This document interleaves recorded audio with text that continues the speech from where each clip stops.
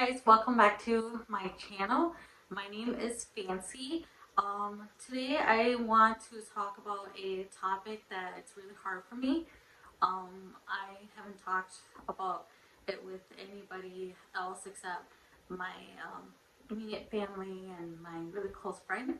Um, so if you guys want to uh, know a little bit about my journey, just keep watching. It's really hard for me to talk about this subject because it's really been a hard process for me.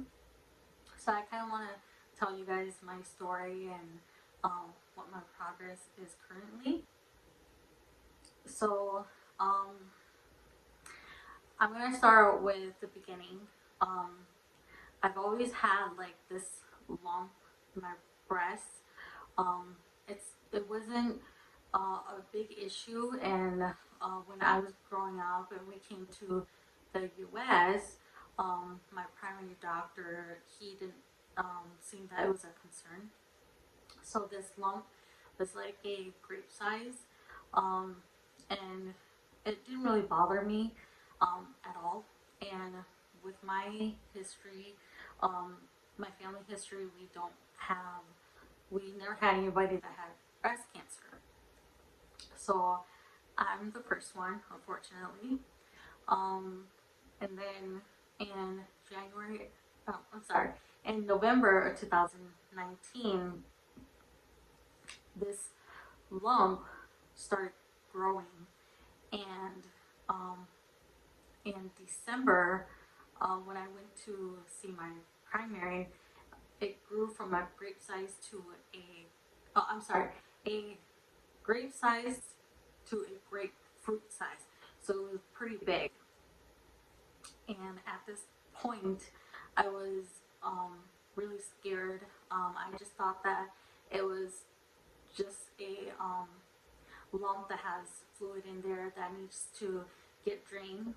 Um, so I was kind of scared to see my doctor. But then I finally went to go see my primary, and after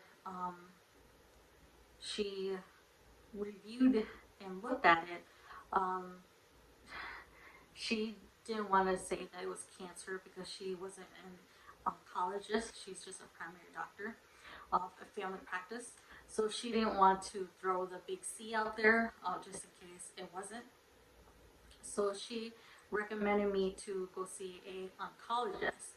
So I went to um, do a CAT scan, and then they they call me back, and they're like, "This is a very big lump. We want you to come in and do biopsy." And at that time, I was really scared. If you guys don't know what biopsy is what they do is they'll make an incision, and then they'll stick like a long needle in there, and take samples of it.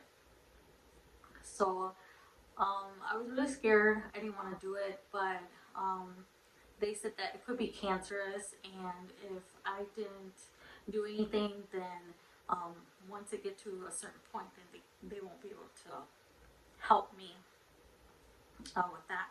So at that point, I spoke with my husband, and we decided to do the biopsy. So in January, I had my biopsy done, and I was really hoping and praying to God that it was not cancer, because I was only 30 years old, and I felt like I had a whole life in front of me. So I got the phone call January 3rd, and the nurse, um, sorry, the nurse told me that it was cancerous, and I had no reaction to it. I was driving at that time, and she spilled a bean, and I didn't have any reaction at all to it. She was like, do you have a pen and a piece of paper? I can tell you what kind of cancer it is so that you can do a little research about it. But we need to schedule you to come in and talk to our oncologist team.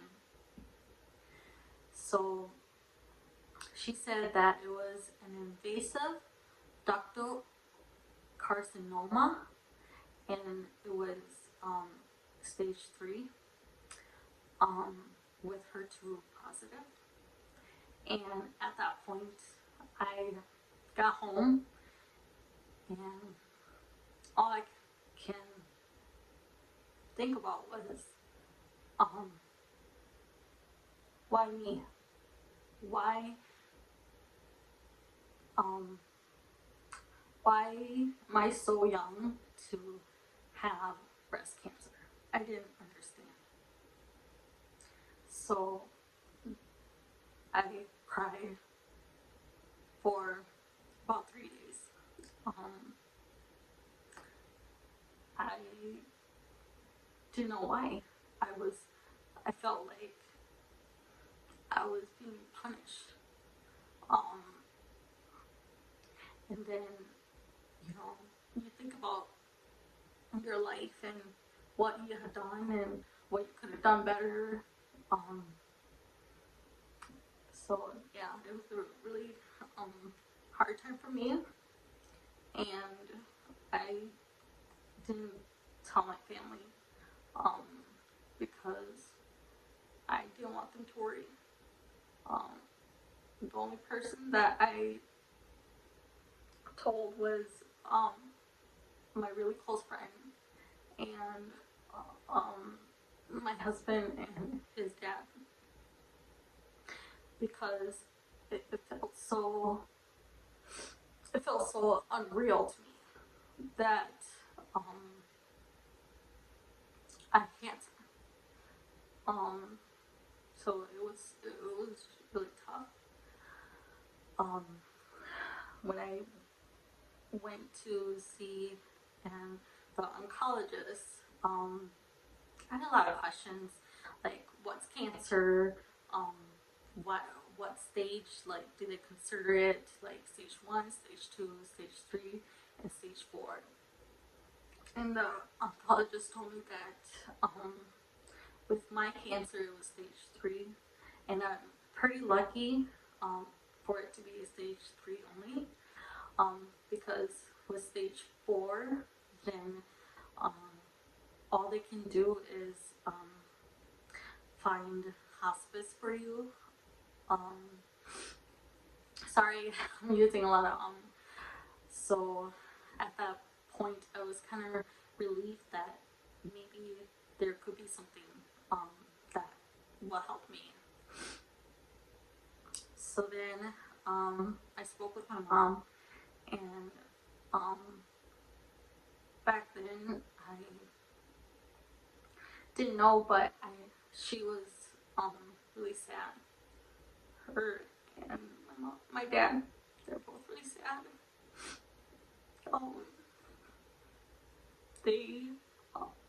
My mom and dad told me that I was the only child that has ever did everything that they've asked me to do, and they also couldn't understand why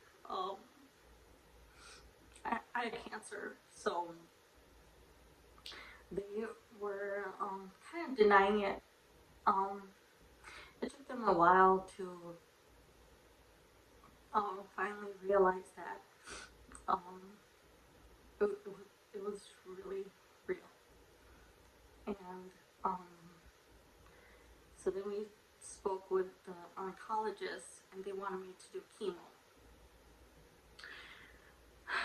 And they wanted me to do chemo, and then after that they wanted me to do Perjeta and Herceptin. And those two medications are the one that attacks the HER2 positive cancer, so it doesn't grow, because mine was really rapid. Like, it was 2 months, and it grew from a grape size to a grapefruit size. So it was really rapid. And then they talked to us about doing chemo. And with chemo, some of the side effects is that you will lose your hair, first of all. And I was okay with that. I was okay with losing my hair because, you know, they said that it'll grow back. So I wasn't afraid of that. But then they talked about have not being able to have kids after that, because once you do the chemo, then it kind of puts your body into a menopause state, which you might not go back to normal, so you might not be able to have kids in the future. And for me, that was very important, because throughout my life, when I was growing up, I didn't want to have kids because I think they're a waste of time. I didn't want to go through childbirth. I have watched my niece and nephew, and like, they were my kids, and at that point, I didn't want to have kids. I just didn't want to have kids at all. And then when I was 30, 31, I met Dustin, my husband, and I fell in love with him, and I came back to the idea of having kids, and I wanted to be a mother. You know, I wanted to have kids, and I wanted to at least have 2 kids. You know, it doesn't matter to me, a boy and a girl, a girl and a girl, a boy and a boy. I mean, it just didn't matter to me because I just wanted to be a mother. And at this point, my husband wanted me to do chemo, but I was telling him that, you know, the chances of me going back to normal is pretty low, because I have a lot of issues with my me not being able to conceive. So I didn't want to lose that chance of not being able to have kids. And kids is very important to me, because I want a child where I can teach them to be as smart as me, or, you know, push them to be better than me.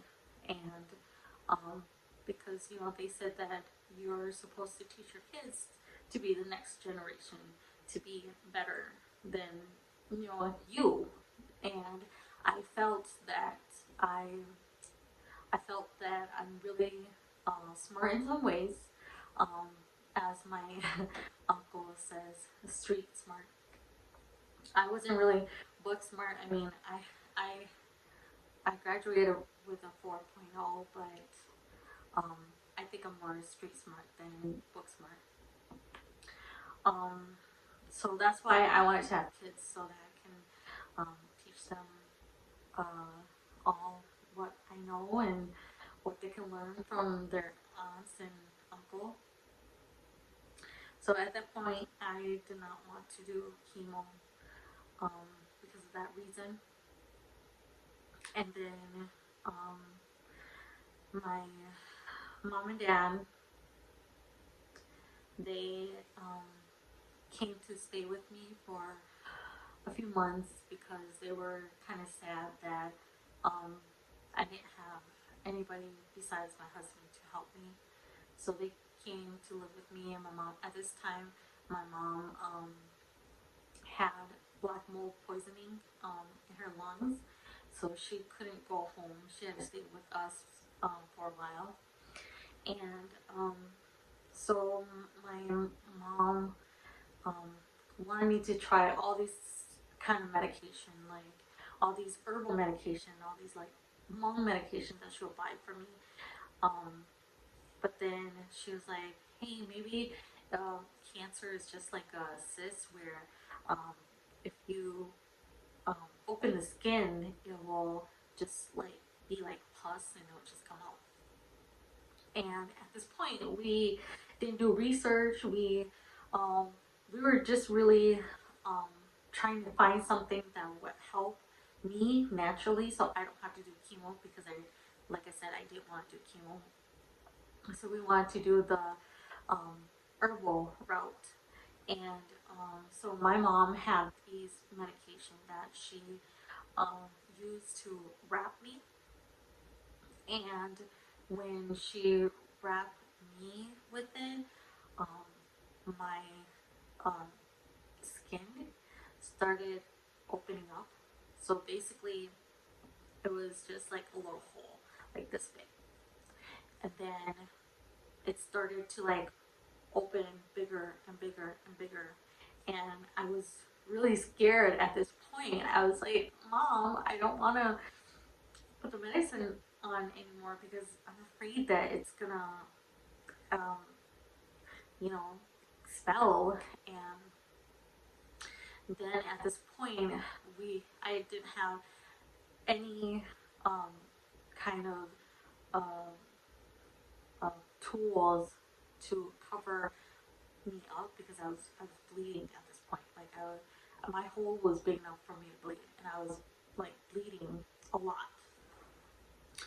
And so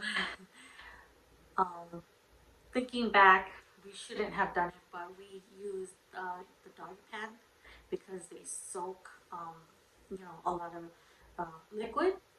So what I'll do is I'll cut the doggy pad in half, so and cover me up so that it uh, it would go on the doggy pad and not on my bra. And then I got an infection at the end of June, and I had to go to the hospital, and I was really scared. I went to the hospital. They said I had a really bad infection that they had to put me on antibiotics. So I was there for 4 days, and then the doctor said that my antibiotic has to go for 10 days, but then I was only there for 4 days, and he said if I didn't have a temperature, then he would allow me to come home and take the antibiotics to finish my 10 days. And but then he said that he wasn't going to be there the next day, which is the day that I was supposed to get released. So the nurse took my temperature. She took my temperature 3 times, and they went with the higher one. So I think my temperature was 101 at that point. And the nurse, or I mean the doctor that was supposed to take over the primary that had the doctor there, she refused to let me go home, and we had a trip planned with the family, and I really wanted to go with them. So me and my husband decided to leave the hospital without any medication to help my infection because we were under the impression that they were going to let us go with oral medication instead of the IV. So the doctor, she didn't feel comfortable letting us go. So basically, we just left without any medication. And when I got home, I had a temperature again. I was really sad. I was crying. I called my mom. She came over, and I was bawling my eyes out. I was like, Mom, um, the doctor before her told us that we can take the oral medication home, but when she got there, she did not let us leave the hospital. She wanted us to stay, um, because maybe because money.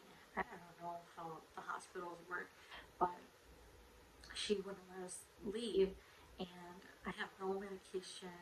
I'm scared that I might not be able to live longer.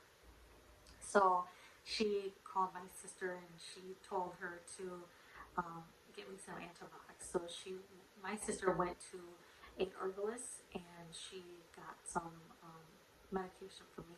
So when we went on this trip, I was taking that medication to see if I was going to feel better, which I did. Um, I was really weak, so my family wanted to go for a walk, and they wanted to take this hike, and this hike consider us to like go up the mountain or whatever it's called. I was not up for it, so I went halfway and I had to come back. So we came back, we sat on the beach, and then when they were done, they um, met us, met up with us, and we just sat on the beach and we just had family time, and that was really important to me, um, because I haven't had like real family time, and I really appreciate my family because we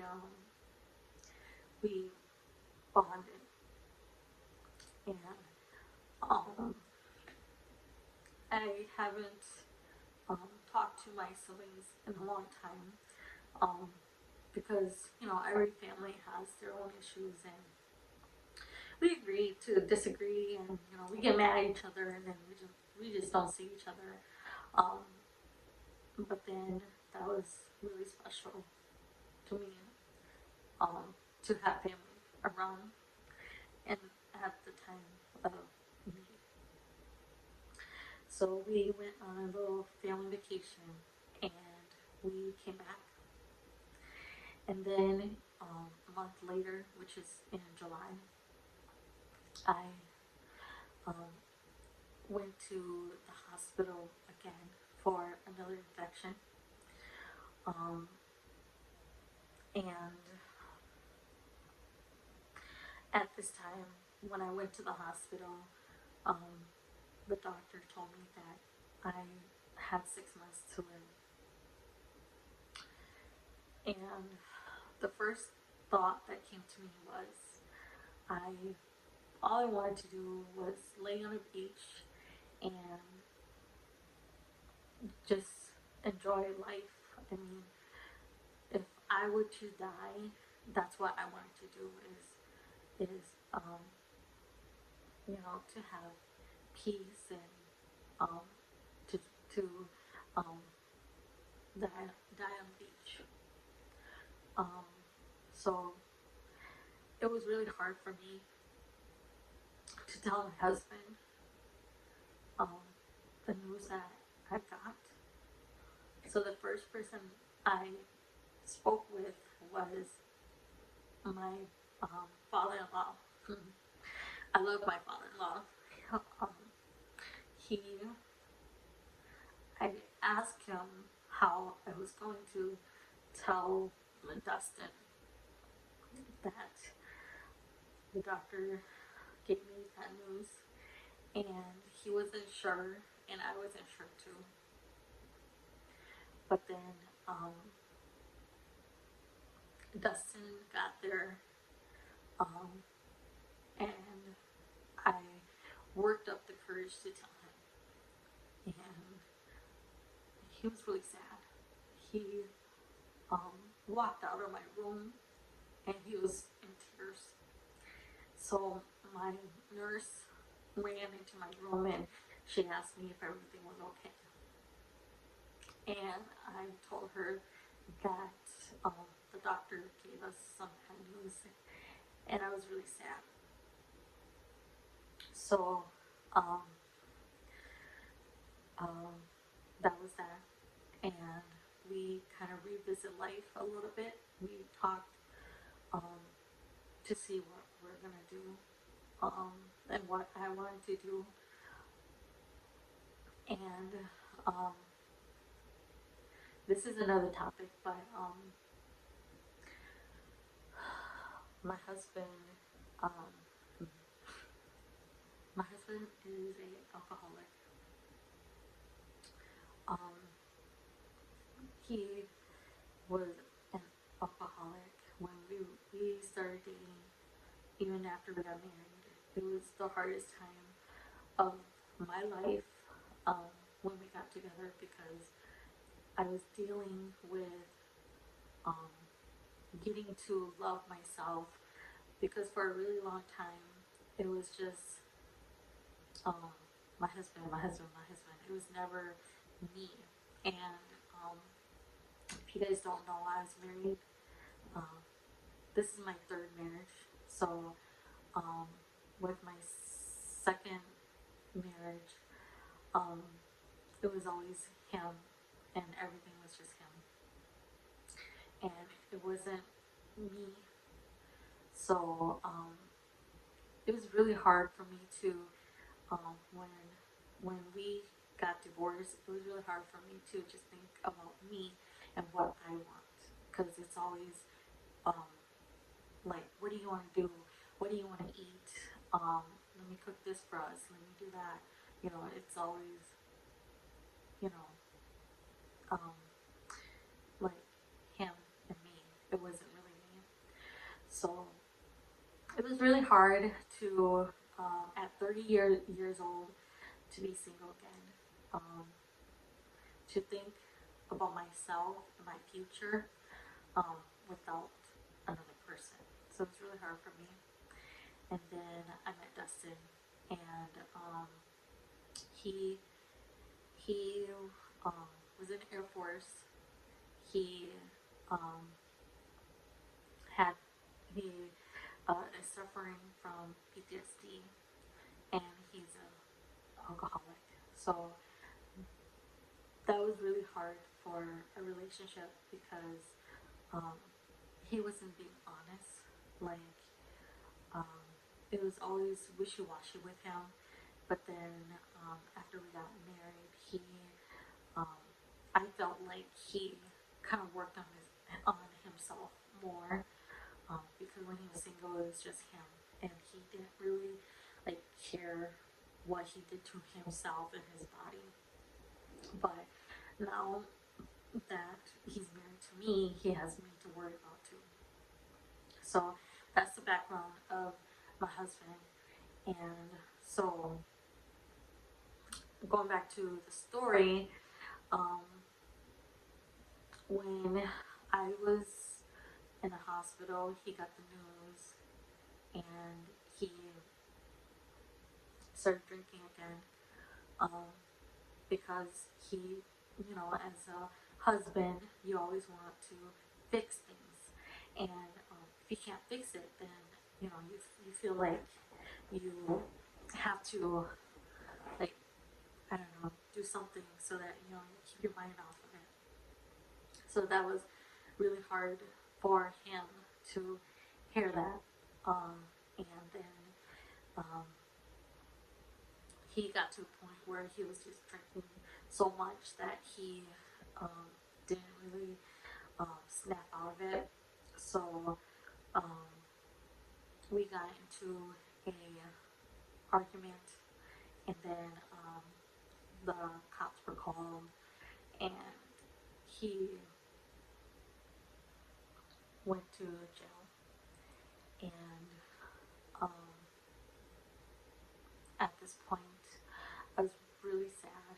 I felt like the person that you trust and the person that you confide into and the person that you love the most wasn't there for you.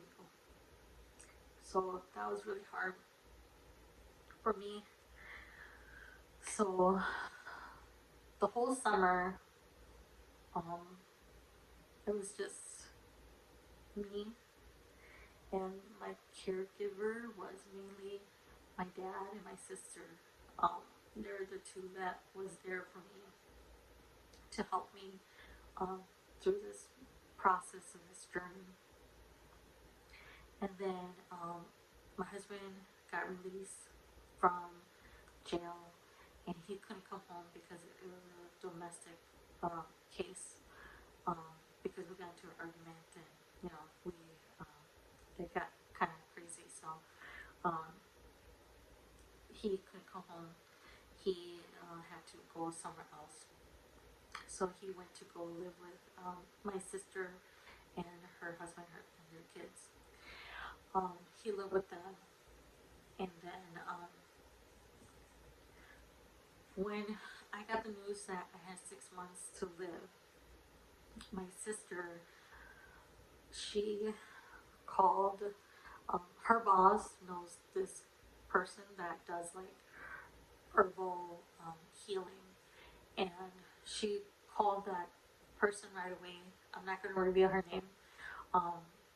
So my sister called her right away, and she was just bawling on the phone. Um, and the person, the herbalist, she doesn't just take clients. She um, has helped a lot of people with cancer before, like people who doctors say that we can't do anything else for you. You're stage 4 cancer. Some doctors give their patients 2 weeks to live, a week to live, and those people that has gone to see her survive. So we wanted to take that journey also. So my sister took me to Black Duck to do this program, and um, I am so thankful for my parents' church for giving us the money to go and see this herbalist, because she was a lot of money, but all that she has taught us is, to eat healthy, to eat natural foods, to, things that in the back of your mind, but you you want to eat all these bad food. So she kind of taught us all those things, and um, we we tried it for a while, but it it we didn't try it to the fullest extent, due to the fact that when me and my husband got home, um, I believe it was about 2 a.m. I woke up and I was not feeling good. I threw up all my food, and I was telling my husband to help me change my pad. So he helped me change my pad, but for some reason, the hole was big, and this is gonna sound gross, but blood was just like spitting out, like it was just spitting out, and I was kind of scared because it hurt when you put pressure on there, so I didn't know what to do. And then my husband, I was like, "Can you help me?" And he came over and he gave me another pad to put under me so I wouldn't bleed onto the bed. But as he was helping me, the pad was so full, and I was bleeding so much that I fainted. Um, I didn't realize that I fainted but my husband was calling my name. I don't even know how long he was calling me for, but I was in a really dark place, and um, I heard his voice, and I woke up, and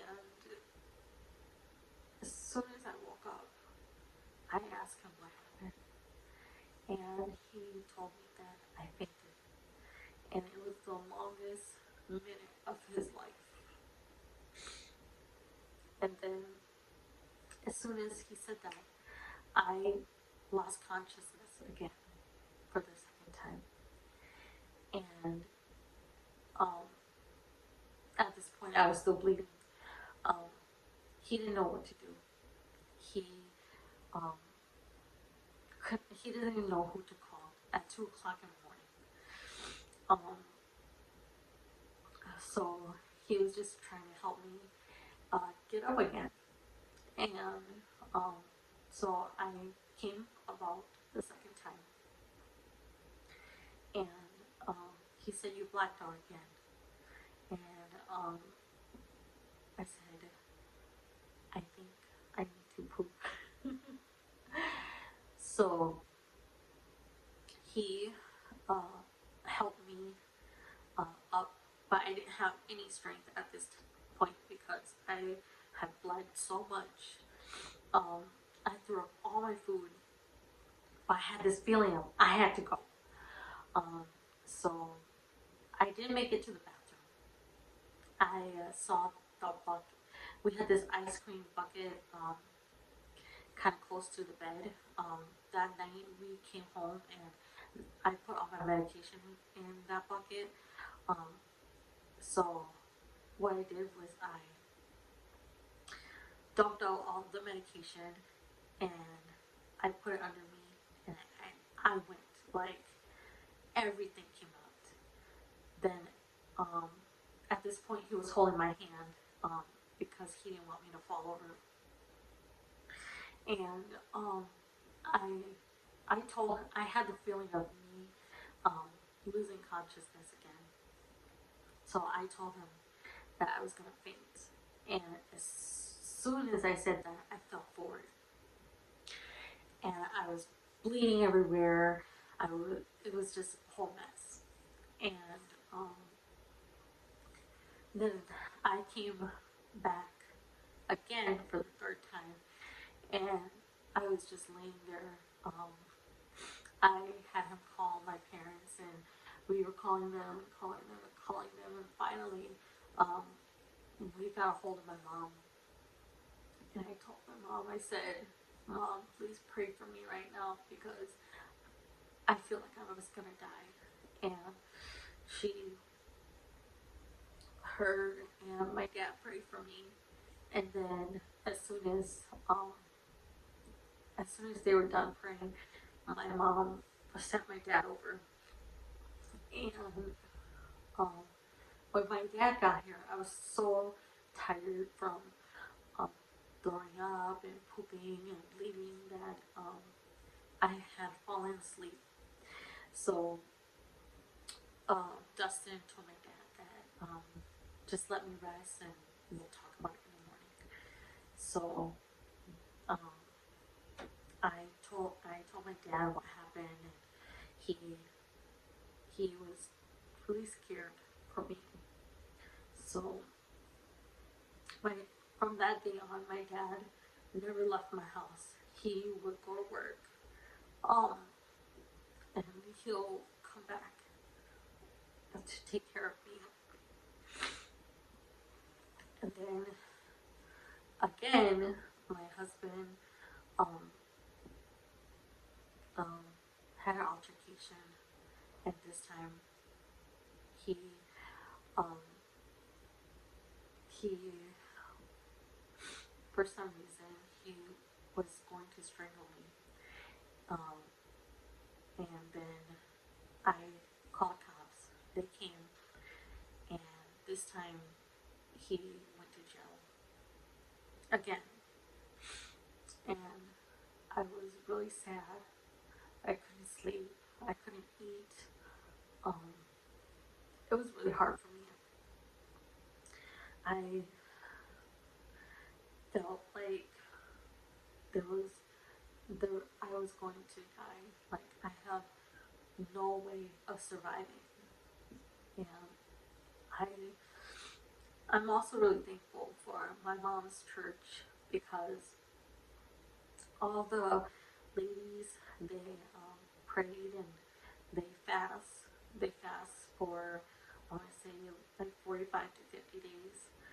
Um, I'm really thankful for them because I don't think I would be able to fast for that long. So at that point, my dad stayed with me, and my sister would come over on the weekends to take care of me so it could release my dad to go home.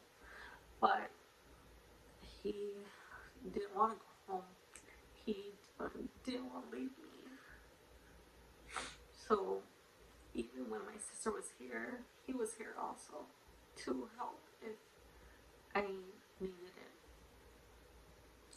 And then my sister-in-law and my brother um, was planning their wedding. So every weekend they'll come over with the kids, and when the kids come over, it releases my mind off my sickness, and um, they really helped me to not think about my husband's situation. And it was after my brother and my sister-in-law's wedding, and I could not take the pain anymore. Throughout my journey, I only took Tylenol for my pain because I didn't want to take anything else. So taking Tylenol every 4 hours wasn't helping anymore. So that night I was in so much pain. I was trying to sleep and I just couldn't. So I tossed and turned, and it was almost midnight. I woke up my sister and I said, I think it's time for us to go to the hospital. And she said, okay, if you want to go, do you want to wait 10 minutes to see how you feel? And I said, sure. So I waited 10 minutes and I told my sister that it was time, that I cannot bear it anymore.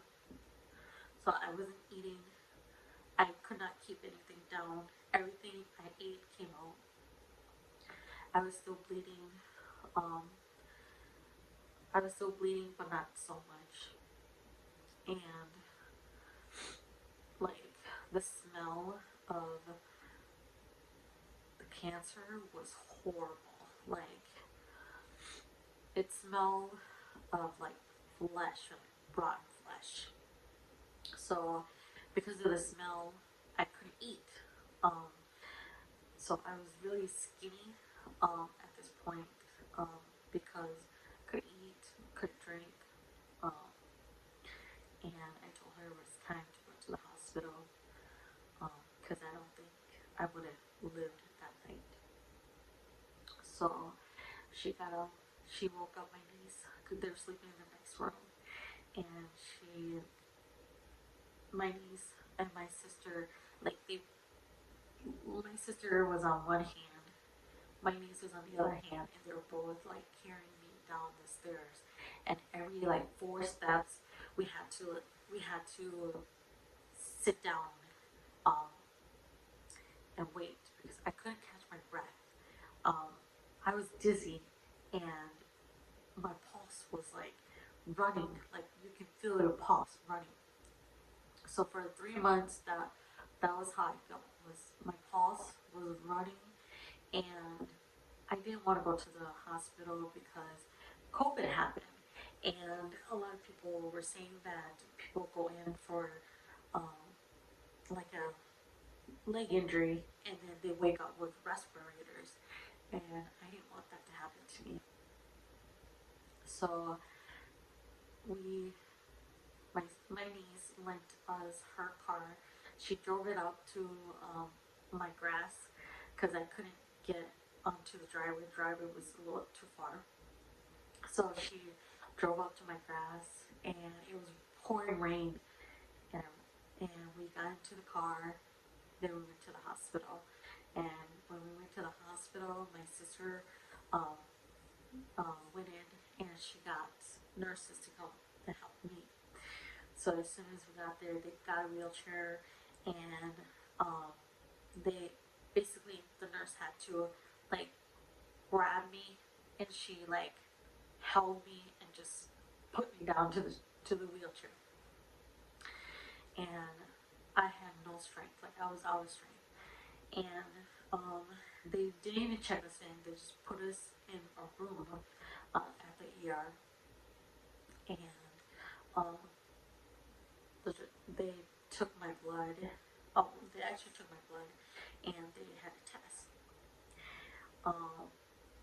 I think the normal for the hemoglobin is about a 5, and my blood was at a 1.5. So basically, I had no, I had no more blood left. So they had to do an emergency blood transfusion, and I was really scared because I've never had it done before, and my sister um, said it was going to be okay because she had it done to her before.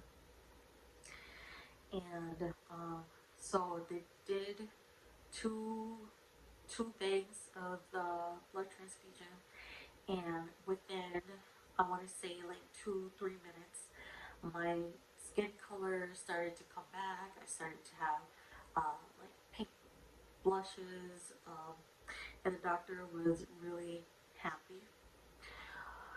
But um, at this point, um, my infection was really bad. It was really bad. My infection was not that big, and it felt like the cancer was going to spill out, but it was stuck. So the doctor came in and she took a sample. It hurt so bad because it was a hole this big and there was like tissue in there. And she took a swab, and the swab hurt like a mother, and was crying. And she said that she was going to call a surgeon because it needed to something needed to be done right away. So she called a surgeon, and she said the surgeon wasn't going to be in until tomorrow, the next day. So basically, I had to stay there until I spoke with the surgeon. And the next day, I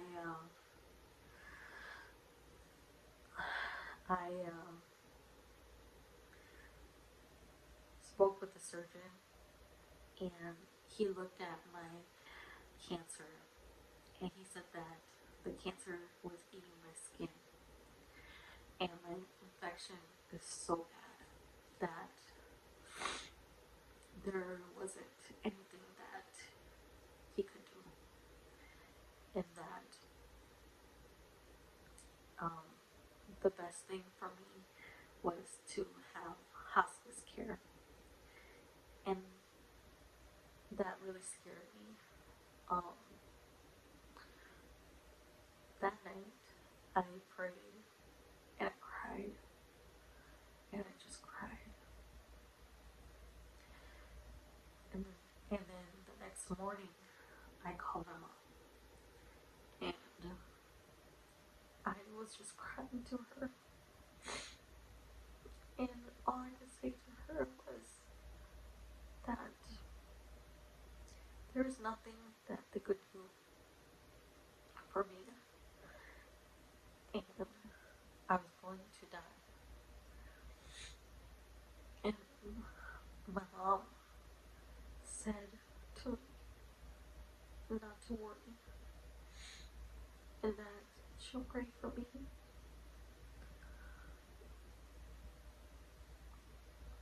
So she prayed, and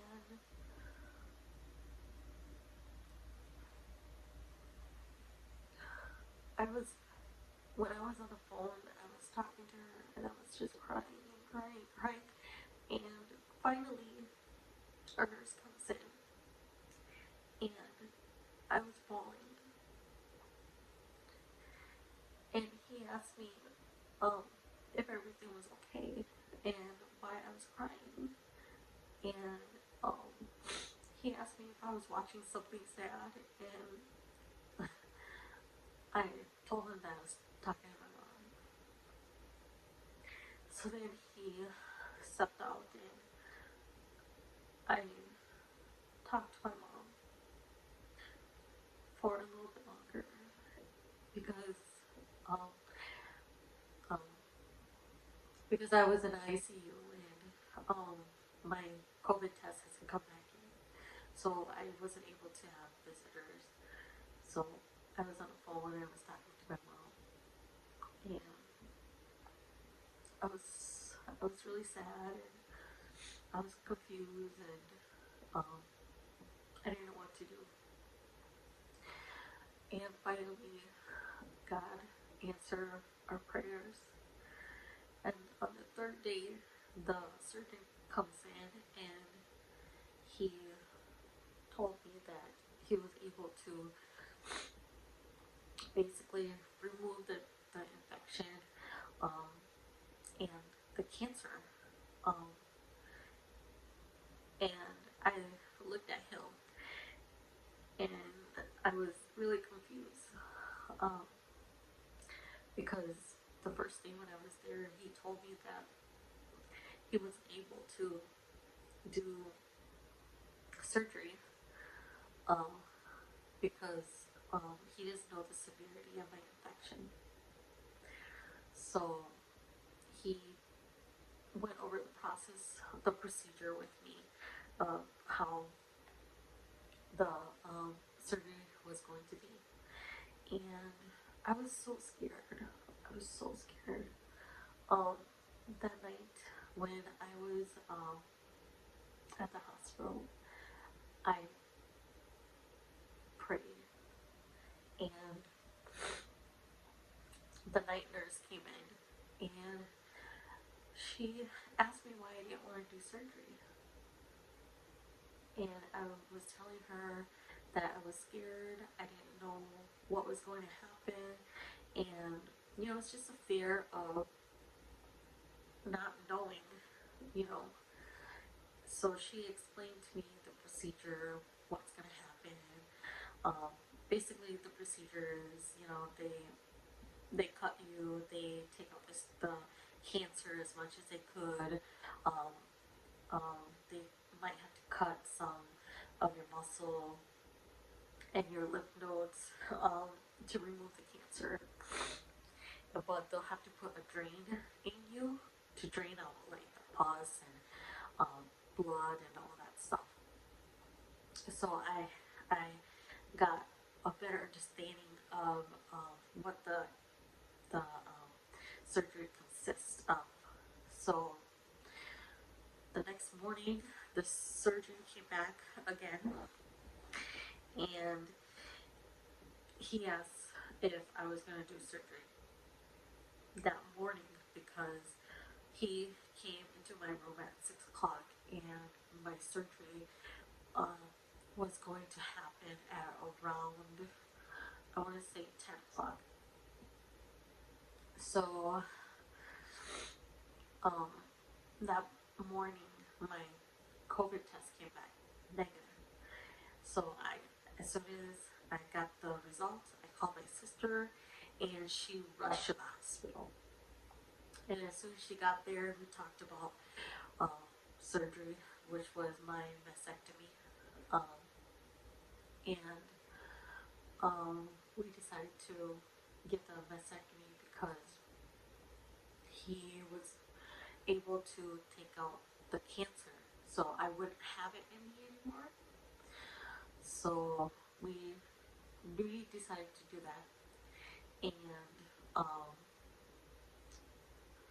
I had surgery, and I woke up from the surgery. I was so groggy from all the medication that they gave me when I went under the knife, and I woke up, and my sister wanted to see my surgical site, and the nurse also wanted to see it, and I was really scared to look down.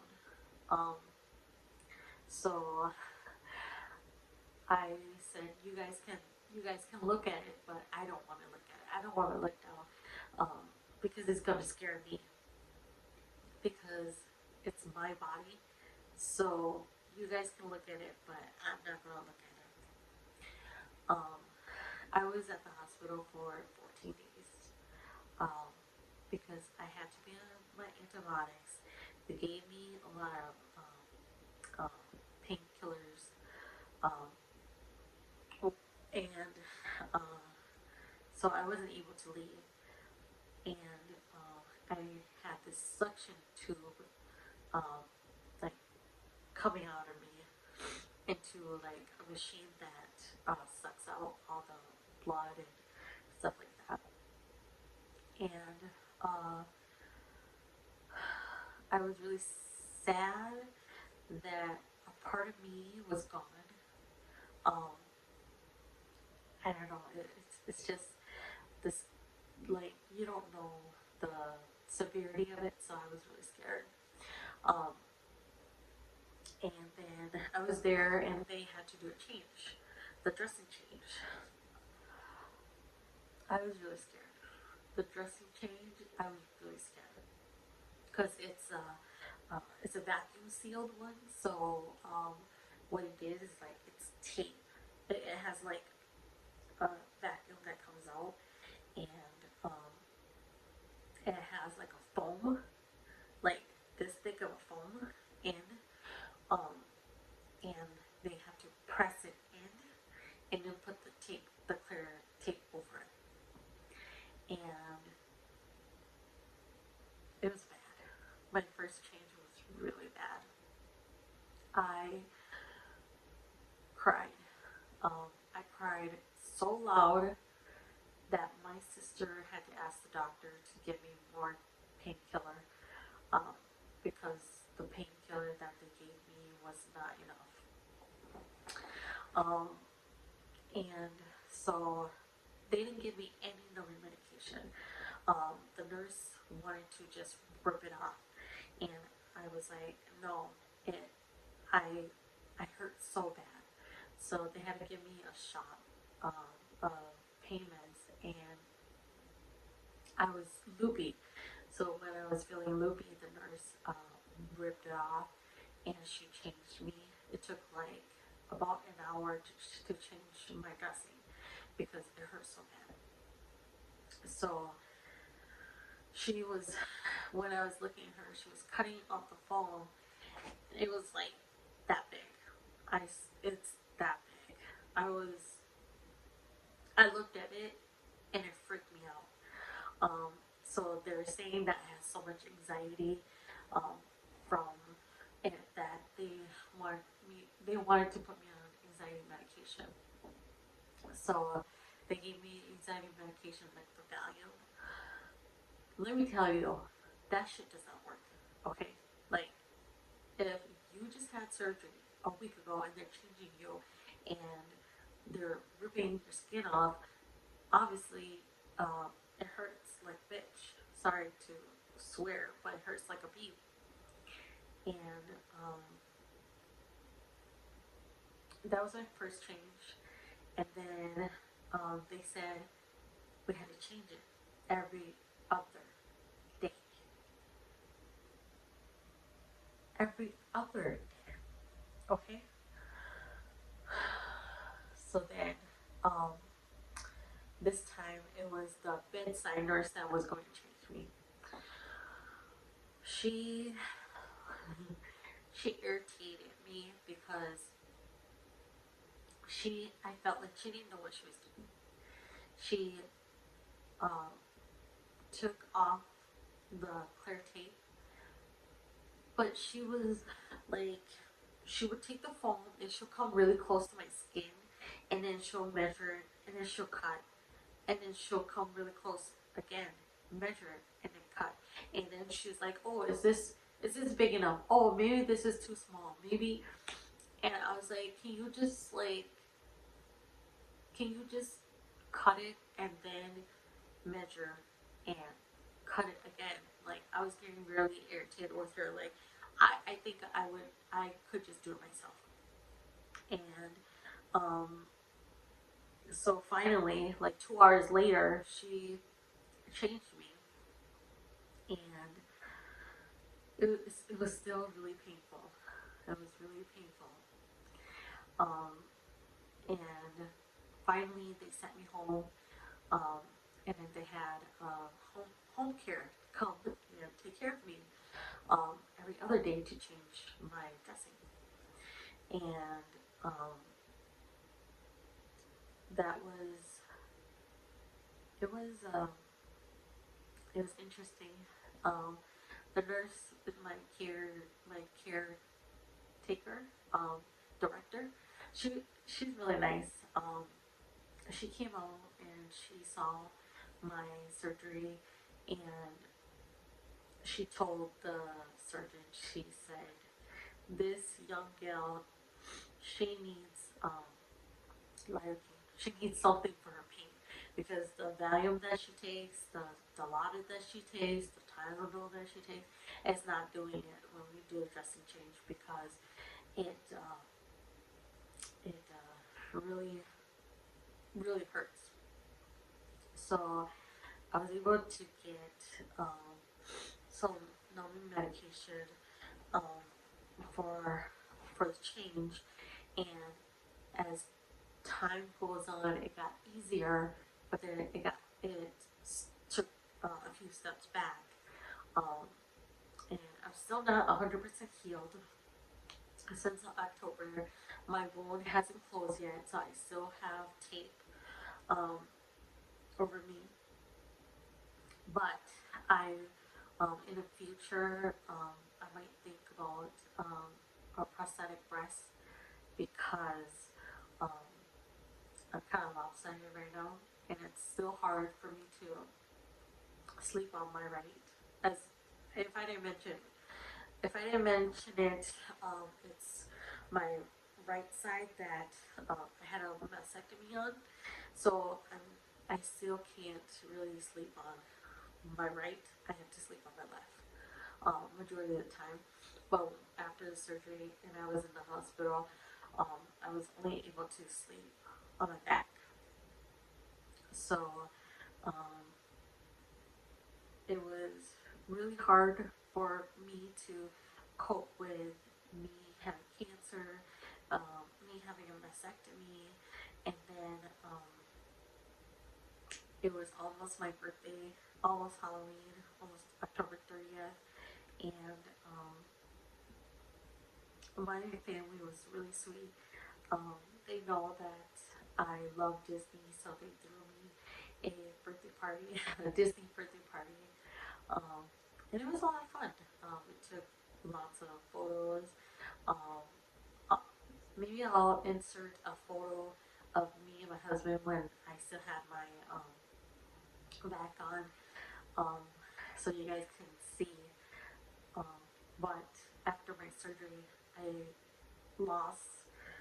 I want to say I lost like 40 pounds, and to the point where the doctors were getting kind of concerned about my weight, because they said that I lost so much weight within the 14 days I was at the hospital. I lost like 40 pounds. So they were really concerned about that, and then they started giving me protein shakes to help with my healing, and also to help me like gain my weight, because they don't want me to leave the hospital without getting some weight back. Um, and then after 3 weeks of my vasectomy, I I started chemo. Um, it's not chemo. It's just it's two type of chemo medication that helps with my type of cancer. Um, so I have been doing that since November. So I started that, and I think it is my fourth time doing chemo. It's it's really hard, and it's really not sad, but I uh, they can't use my right side because my right side is the surgery side and the cancer side, so they really don't want to use this side. So all my bad veins is on this side, and they keep poking me for my chemo medication every 3 weeks. So the next time I go in, we have to do my check, tumor marker check, to see how much cancer I have left in my body. So after my surgery, I still had to talk to a oncologist. And when I spoke with my oncologist, um, she had me do a CAT scan, not PET scan, uh, CAT scan, and uh, after I did my CAT scan, she told me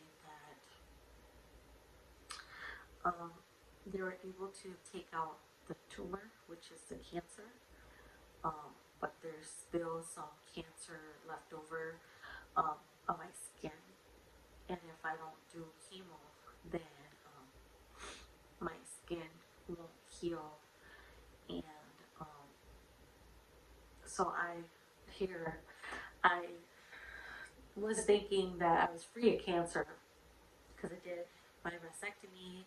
I just hoped that I didn't have any more cancer. But Lord behold, um, they still had cancer on my skin. So that's why I decided to do chemo to get rid of the cancer. But my oncologist told me that um, they're really concerned that it might have spread. And if it's spread to stage 4, then they won't be able to do anything anymore. So at that point, I was sad because um, my sister-in-law and my brother that just got married, they moved in, and I think I was sad that I wasn't able to help myself. And I was also really sad that I felt like I took my niece and my nephew out of their home because they were living with my sister-in-law's parents. So I felt like I was taking them out of their home to live with me, to take care of me when I needed the help. So I was really sad, and um, I was I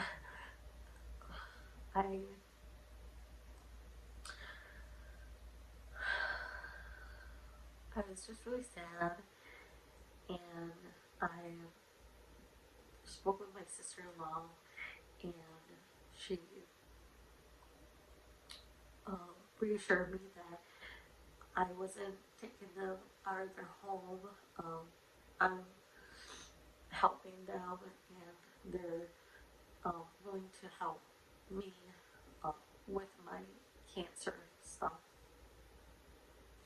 So then that kind of lifted um, my heart, but I was still really sad that um, I still had cancer, and the doctors aren't sure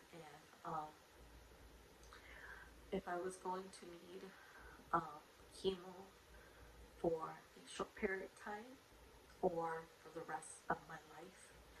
I would have to get chemo, and they recommended me to get a port. A port will go right on my neckline here. But I decided not to go with a port because I just didn't want, because the port goes here and then there's a tube that goes straight to your aorta that the medication will have to go straight to like your heart to pump it to the rest of your body. And I didn't want to do that. So I chose, the um, ethical vein um, medication. So that's what I'm doing right now. And so at the end of this month, I'm gonna go get my test done, and let's just hope, pray that my cancer has gone down significantly, so that I don't have to keep doing chemo. Because if my cancer has gone down significantly, then I don't have to continue to do chemo.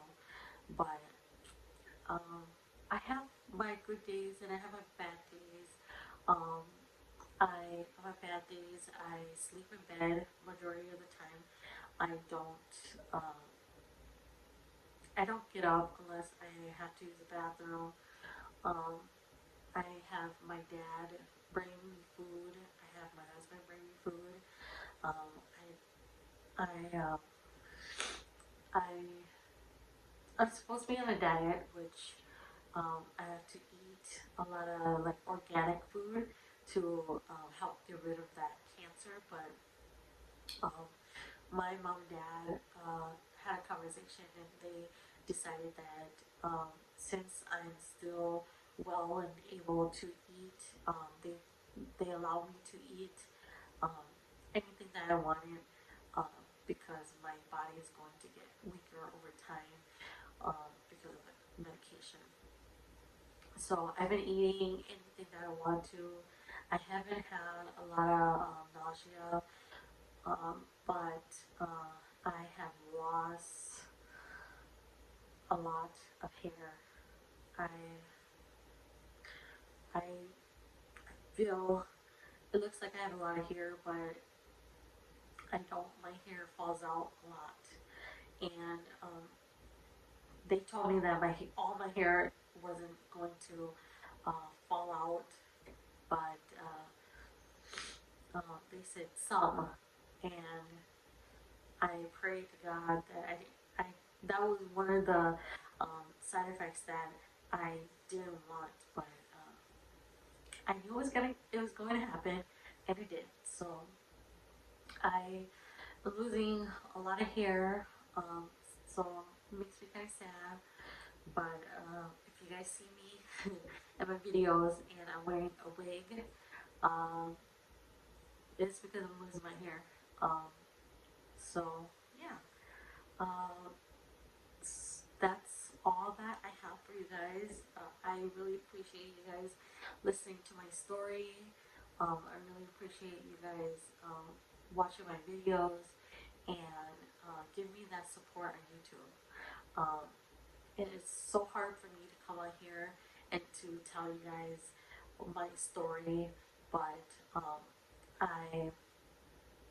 I think one day I couldn't sleep, so I was watching other people's uh, journey after their mastectomy, and for some reason, I just couldn't watch it because it reminded me so much of mine that I didn't want a reminder. So I'm sorry that I cried a lot in this video, but it's really hard for me to come on here and tell you guys my story because um, a lot of you guys that know me personally, you guys know that I'm very private with my life. I don't like to share too much, but I feel that I was ready to let you guys know why I was gone from YouTube for a year. It's not because of COVID. It's because I was dealing with my health and my cancer. But my cancer is sort of under control now. So let's just hope that it stays under control and that I can continue to do more videos for you guys. Let me know what you guys want to watch, and I will do my best to upload um, the video for you guys.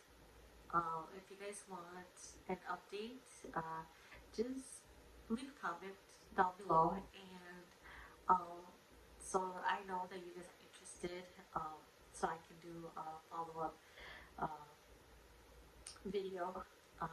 That's all that I have for you guys. Uh, Thank you for coming back to watch my channel. And until next time, I see you guys